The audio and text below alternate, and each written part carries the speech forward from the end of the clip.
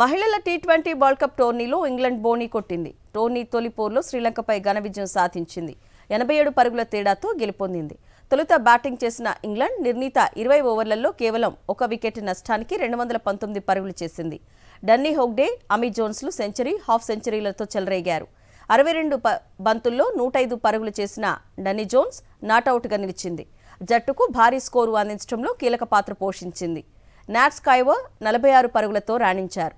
అనంతరం 220 పరుగుల లక్ష్యంతో బరిలోకి దిగిన శ్రీలంక 132 పరుగులకే కుప్పకూలింది.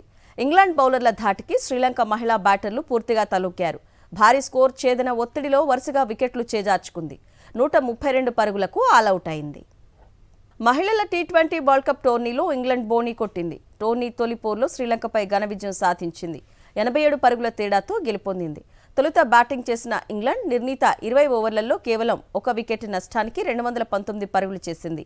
డన్నీ హోగ్డే, అమీ జోన్స్లు సెంచరీ, హాఫ్ సెంచరీలతో చెలరేగారు. 62 బంతుల్లో 105 పరుగులు చేసిన డన్నీ జోన్స్ నాటౌట్గా నిలిచింది. జట్టుకు భారీ స్కోరు అందించడంలో కీలక పాత్ర పోషించింది. నాట్ స్కైవర్ 46 పరుగులతో రాణించారు. అనంతరం 220 పరుగుల లక్ష్యంతో బరిలోకి దిగిన శ్రీలంక 132 పరుగులకే కుప్పకూలింది. ఇంగ్లాండ్ బౌలర్ల ధాటికి శ్రీలంక మహిళా బ్యాటర్లు పూర్తిగా తలొక్కారు. భారీ స్కోర్ ఛేదన ఒత్తిడిలో వరుసగా వికెట్లు చేజార్చుకుంది. 132 పరుగులకు ఆలౌట్ అయింది.